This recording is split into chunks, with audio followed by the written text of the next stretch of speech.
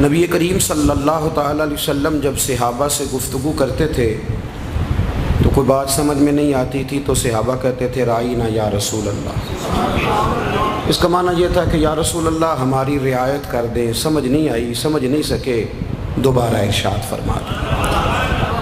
یہودیوں کی زبان عبرانی تھی، اس کے اندر رائینا کو تھوڑا سا کھینچ کے پڑھا جاتا تو اس کا معنی معاذ اللہ ثم معاذ اللہ، نقل کفر نہ باشد، اس کا معنی چرواہا بن جاتا تھا، اے ہمارے چرواہے۔ میں نے کہا کہ کوئی وقت نہیں ہے کہ کسی جگہ پہ ٹھہر کے زیادہ وضاحت کی جائے، آپ نے ذرا جلدی سمجھنا ہے بات کو۔ تو یہودیوں نے کیا کرنا شروع کیا کہ انہوں نے رائینا کھینچ کے پڑھنا شروع کیا، تو منافقین نہ اس لفظ کے پیچھے چھپ کے، اس جملے کے پیچھے چھپ کے نبی کریم علیہ السلام کی معاذ اللہ بے ادبی کرنے لگے۔ صحابہ تو اچھی نیت سے کہتے تھے، وہ ذرا کھینچ کے کہتے تھے اے ہمارے چرواہے۔ ایک صحابی تھے، وہ ان کی زبان جانتے تھے، وہ نبی کریم علیہ السلام کی خدمت میں آئے تو آ کے عرض کی یا رسول اللہ میں ان کی گردنیں مار دوں گا۔ حضور نے فرمایا کیا ہوا؟ حضور یہ آپ کو معاذ اللہ چرواہا کہہ کے پکارتے ہیں اور لفظ کھینچ کے بیان کرتے ہیں۔ تو صحابی نے تو ابھی بات کی تھی، رب کریم نے قرآن مجید نازل کر دیا۔ آپ نے بڑی باریکی کے ساتھ بڑی توجہ سے میری بات کو سمجھنا ہے۔ صحابہ جب رائینا کہتے تھے ان کی نیت اچھی تھی کہ نہیں؟ ہاں نہ کیوں نہیں کرتے آپ؟ سارے کریں نا جی۔ وہ تو برے نام اس لفظ کو بری جگہ استعمال نہیں نہ کرتے تھے، بالکل اچھی نیت تھی، صاف ستھری تھی۔ منافقین کی نیت بری تھی رائینا کہنے میں، صحابہ کی اچھی تھی۔ اللہ کریم نے کیا فرمایا؟ فرمایا یا ایھا الذین آمنوا، اور یہ پہلا حکم ہے قرآن کا جو اللہ نے اے ایمان والو کہہ کے بیان کیا۔ یہ جو ترتیب توقیفی ہے نا، جس حساب سے قرآن مجید اب ہمارے پاس موجود ہے، اس میں یا ایھا الذین آمنوا کہہ کے رب نے جو پہلا حکم دیا ہے وہ نبی پاک کی تعظیم کا دیا ہے۔ اب ارشاد کیا فرمایا گیا؟ یہ کہا جا سکتا تھا کہ ان کی نیت بری ہے، ان کی اچھی ہے، اللہ تو نیتوں کو جانتا ہے نا، علیم بذات الصدور ہے۔ پر رب کریم نے فرمایا یا ایھا الذین آمنوا لا تقولوا رائینا، اے ایمان والو جس لفظ کے پیچھے چھپ کے کوئی میرے نبی کی بے ادبی کرتا ہے نا، تم وہ لفظ ہی کہنا چھوڑ دو۔ تو یا اللہ کیا کہیں؟ فرمایا وَقَهُ وَقُولُ انظُرْنَا، یا رسول اللہ ایک نظر کرم فرما دیں، تم یہ کہنا ہی چھوڑ دو رائینا، یہ لفظ کہنا۔ پتہ ہے اعلیٰ حضرت فاضل بریلوی کا مزاج کیا ہے حضور کے بارے میں؟ اعلیٰ حضرت فرماتے ہیں کہ جس لفظ سے بے ادبی ہوتی ہو نا، جس جملے سے بے ادبی ہوتی ہو، وہ حضور کی بارگاہ میں نہیں کہنا۔ اور اگلی بات سنو، اعلیٰ حضرت اسی آیت کے تحت فرماتے ہیں کہ جس جملے سے شک بھی پڑتا ہو نا، کوئی نہیں سمجھ آئی آپ کو میری بات، یعنی شبہ بھی ہوتا ہو نا کہ بے ادبی ہو سکتی ہے۔ نبی کریم نے بکریاں چرائی ہیں اور حضور کو چرواہا کہنا جائز نہیں۔ اور قاضی اعجاز مالکی رحمۃ اللہ علیہ فرماتے ہیں کہ یہ تو کہا جا سکتا ہے کہ مدینے کی پاک مٹی حضور کے قدم چوم رہی تھی، کپڑوں کو لگ گئی تھی، پر یہ نہیں کہہ سکتے کہ نبی پاک کے کپڑے میلے ہیں۔ آپ سمجھے بات کو؟ بڑا ادب والا جملہ، ادب والا اعلیٰ حضرت نے ساری زندگی لفظ کملی والا نہیں کہا۔ کہنے لگے یہ حروف کے ترتیب کے لحاظ سے لفظ وزنی نہیں، میں نبی پاک کے لیے وہ والے لفظ ادا کروں گا جو وزن کے اعتبار سے بھی صحیح صادق آتے ہیں۔ آپ نے ایک جگہ بیٹھے تھے تو یہ میں کیوں بات کر رہا ہوں کہ آپ نے نا عنوان تاجدار ختم نبوت بھی رکھا ہے۔ جب ہم گنجائش دیتے ہیں نا غیروں کو، جب کسی نے کہہ دیا نا کہ نبی پاک صلی اللہ علیہ وسلم ہماری طرح بشر ہیں، 2 ہاتھ ہیں 2 پیر ہیں، تو پھر کافر کہنے لگے کہ جن کے 2 ہاتھ 2 پیر ہوتے ہیں ان کے تو معاذ اللہ کارٹون بن سکتے ہیں۔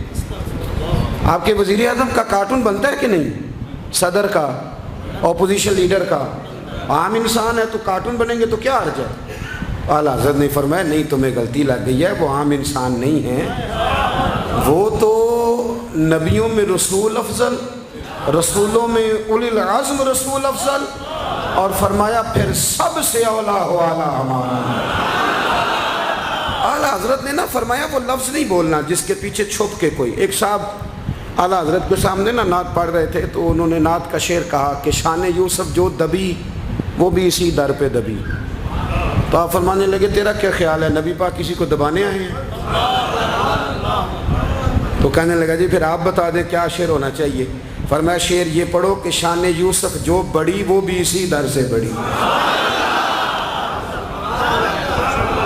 یہ تو آپ ناراض نہ ہوں تو یہ بہت سارے لوگ ہیں. میں نہیں کہتا آپ کبھی تفسیر پڑھ لیں. ایک تفسیر وہ ہے جو اہل محبت نے لکھی ہے, ایک سیرت وہ ہے جو اہل محبت نے لکھی, ایک سیرت وہ ہے جو ان لوگوں نے لکھی ہے جو کہتے ہیں دیوار کے پیچھے کا علم نہیں. آپ قوم کو کیا دے رہے ہیں پیغام؟ کیا پیغام دے رہے ہیں آپ قوم کو؟ آپ کون سی سیرت جو آدمی بالکل معاذ اللہ ہماری طرح کا ہے اس سے عشق کون کرے گا؟ اس پہ جان کون قربان کرے گا؟ اس کی غلامی کون کرے گا؟ غلامی تو اس کی جائے گی جس کے بارے میں عقیدہ ہو کہ بعد از خدا بزرگ توئی. قصہ مختصر, اس اعلیٰ حضرت شریف مکہ کے زمانے میں نا تشریف لے گئے حج کرنے کے لیے. تو شعراء کی بھی نا ایک الگ دنیا ہوتی ہے. جو شاعر بیٹھے ہیں وہ ناراض نہ ہو جائیں, میں خود کبھی کبھی شعر کہہ لیتا ہوں. ان کی بھی داستانیں الگ ہوتی ہیں. یہ بھی بیچارے کئی دفعہ مہینہ نا ڈھب سے غسل نہیں کرتے اور گرمیوں میں بھی چادریں لے کے پھرتے ہیں. ناراض ہو گئے ہو نا؟ میں نے کہا کہ ہلکا پھلکا مجھے بھی دورہ پڑتا ہے اس لیے ناراض نہ ہونا.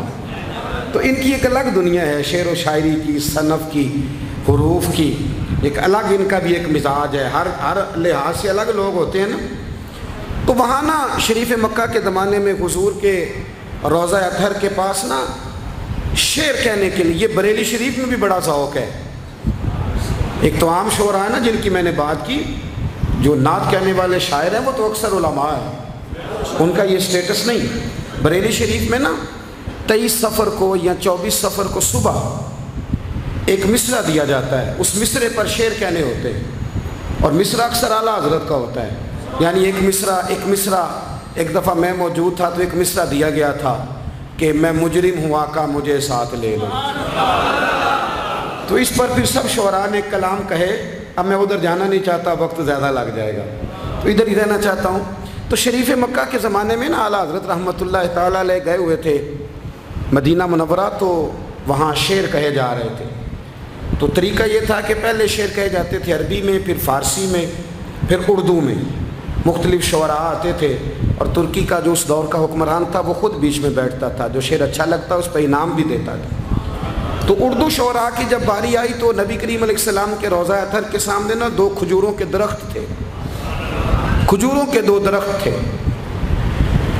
تو اب شعر کہنا ہے. اس نے کہا جی یہ اس کو ذرا نا شاعری کی صنف میں بیان کرو, تخیل بیان کرو.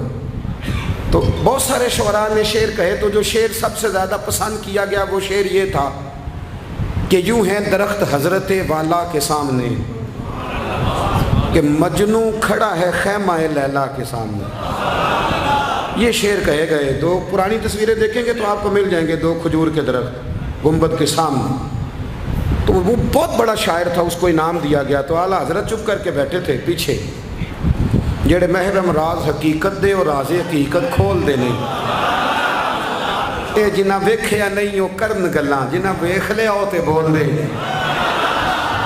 ایک بندے نے نا اعلیٰ حضرت کو چھیڑ کے کہا کہ آپ نے نہ ہاں کی نہ کی. فرمانے لگے شعر ہی کوئی نہیں تو ہاں نہ کیا کریں, یہ تو بات ہے کرنے والی. اب شاعر کو آپ شعر کو غلط کہہ دیں اسے تکلیف ہوتی ہے. وہ کہنے لگا جی اعتراض کرنا آسان ہے پر شعر کہنا مشکل ہے. آپ نے فرمایا کیا مطلب؟ کہنے لگا جی میں نے کہا ہے آپ پہلے نقص کریں اس کا. علم مناظرہ کی ایک اصطلاح ہے, پہلے اس دلیل کا نقص کریں پھر آپ اپنی دلیل دے دیں. میں کہوں گا کہ میرا شعر درست نہیں. تو اعلیٰ حضرت کہنے لگے نقص اس میں یہ ہے کہ تم نے نبی پاک صلی اللہ علیہ وسلم کے روضے کو لیلا کا خیمہ بنا دیا. لیلا کا خیمہ اس کی کیا اوقات ہے حضور کے گنبد کے سامنے؟ اور فرمایا مجنو کی کیا حیثیت ہے حضور کے عاشقوں کے سامنے؟ یہ کوئی تشبیہ ہے دینے والی؟ یہ تو نے کیا تشبیہ؟ کہنے لگا جی پھر آپ بتائیں. تو فرمانے لگے لو شعر ابھی لو نا شعر, وہ رضا کے نیزے کی مار ہے. اور ایک جگہ فرماتے ہیں کل کے رضا ہے خنجر خونخار برق بار. لو شیر کہہ دیجئے قدسی فرشتوں کو کہتے ہیں, قدسی فرشتوں کو کہتے ہیں.